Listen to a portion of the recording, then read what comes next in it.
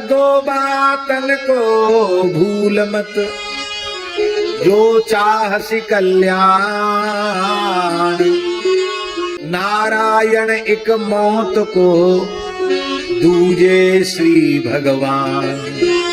मौत को मत भूलो और भगवान को मत भूलो। हमारे पूज्य सद्गुरुदेव श्री पहाड़ी बाबा महाराज, उनसे हमने एक बार पूछा महाराज जी से, गुरु जी से, तो महाराज जी आपके मत में भजन की परिभाषा क्या है?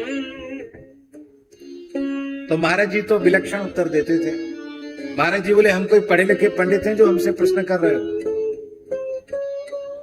हमने कहा हम पंडिताई वाली बात पूछ ही नहीं रहे, हम तो आपके अनुभव की बात पूछ रहे हैं। आपके अनुभव से आपके मत में भजन की परिभाषा क्या है?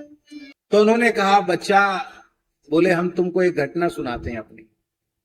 ये बात बहुत पुरानी है, क्योंकि सन 1932 में पूज्य महाराज जी खाक चौक के महंत पद पर विराजमान हो गए थे। किस सन में? 1932 में। तो ये उस समय की बात है जब महाराज जी खाक चौक के पुजारी थे।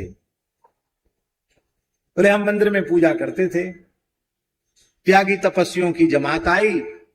उन जमात के साधुओं ने कहा कि हम लोग काशी में रामनगर की रामलीला देखने जा रहे हैं। पुजारी जी आप क्या करोगे, अब तो यहाँ घंटरिया हिला रहे हो, इतनी बढ़िया लीला, क्या कहना महाराज। बोले हमारे भीतर ललक जगी लीला दर्शन की। तो डर के मारे गुरुजी से पूछा नहीं, गुरुजी कहीं मना कर दें तो नहीं जाना होगा। तो गुरुजी को बिना बताए और त्यागियों की जमात तो चली गई। एक मथुरा में नरसिंह जी की बगीची है, वहां जमात रुकी थी। उन्होंने बता दिया हम लोग नरसिंह जी की बगीची में रुकेंगे और तुम रात को आ जाना। तो ठाकुर जी की सैन करा के धीरे से निकल गए और पैदल पैदल चल के नरसिंह जी की बगीची पहुंच गए। दूसरे दिन वहां से ट्रेन में चढ़े बनारस के लिए। अंग्रेजी शासन काल था, लकड़ी झोंक करके ट्रेन चलती थी, पुराने ढंग की ट्रेनें थी। पैसा होता ही नहीं था उस समय, बड़ी गरीबी थी। तो सब साधु बिना टिकट ही ट्रेन में चढ़ गए और जैसी मिर्जापुर के पास ट्रेन पहुंची, विंध्याचल क्षेत्र में, वहां मजिस्ट्रेट चेकिंग हो। एक बंगाली था, रेलवे का बड़ा अधिकारी, उसका नाम महाराज जी बताते थे मिट्ठू बाबू। वो साधुओं का काल था, ऐसा समझो। साधु भेष से उसको बड़ी भारी नफरत थी। तो अंग्रेजों की फौज आ गई, सब सिपाही आ गए, गोरे लोग। ट्रेन जंगल में रुक गई। बोले हम तो पहली बार, अब अवसर था।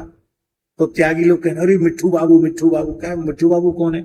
बोले जेल में सड़ा के मार देगा, बाहर तो निकलने ही नहीं देगा, बहुत दुष्ट है। क्या करें? बोले चलती, अब भगो या दौड़ो, कूद कूद के भागो।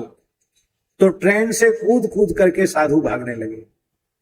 भाग गए, जो पकड़े गए वो पकड़े गए, जो भाग सके वो भाग गए। महाराज जी कहते हम भी भाग गए, पकड़ में नहीं आए। लेकिन अब वो जंगल था और सब जिसको जिधर जगह मिली जा भाग गया, हम अकेले हो गए। जंगल में भटक गए। रात का समय आया। एक पहाड़ी के पास एक देवी जी की मढ़ी थी। मढ़ी के सामने एक चौतरा था, वहां बैठ गए। एक व्यक्ति आया, ए बाबा जी यहां क्यों बैठा है? क्यों?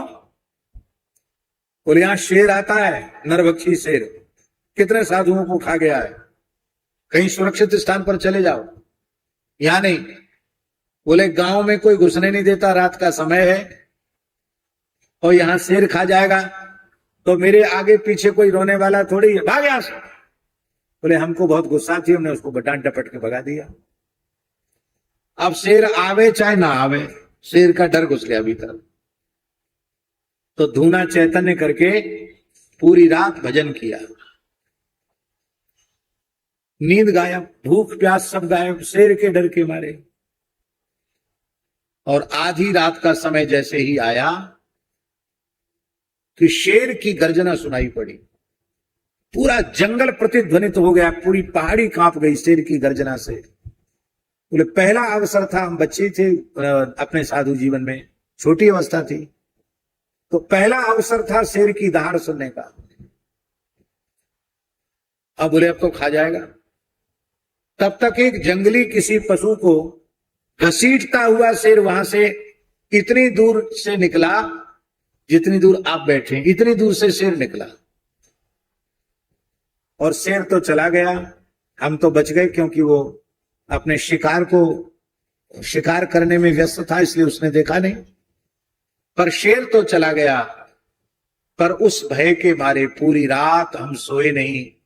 राम राजा दुख भंजन सकल पूर्ण काम, गोविंद गोपाल भज नारायण रात भर करते रहे।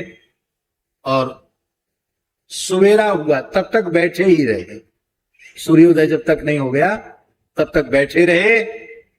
और उसी समय हमें यह ज्ञान हो गया कि भजन की परिभाषा है मौत का स्मरण। आज हमें मौत की याद न होती तो हम दिन भर के थके थे, सो गए होते। पर मृत्यु की काल रूपी सिंह गर्जना कर रहा है, ये जब साधक को अनुभव में आ जाएगा तो उसका अहर्निश भजन शुरू हो जाएगा। तो बोले हमें तो बचपन में भजन की परिभाषा मिल गई कि मौत सिंह बन के गर्जना कर रही है, कब ले जाएगी ठिकाना नहीं, इसलिए भजन करो। और उनका परम त्यागमय जीवन इसका प्रमाण है। वे चाहते तो न जाने कितने मठ मंदिरों का संग्रह कर लेते, कितनी संपत्ति का संग्रह कर लेते, पर छोटी सी जगह में अत्यंत संतोष पूर्वक उन्होंने जिस रहनी से रह करके भजन किया, वो उसका उदाहरण आज के युग में खोजना बहुत मुश्किल है।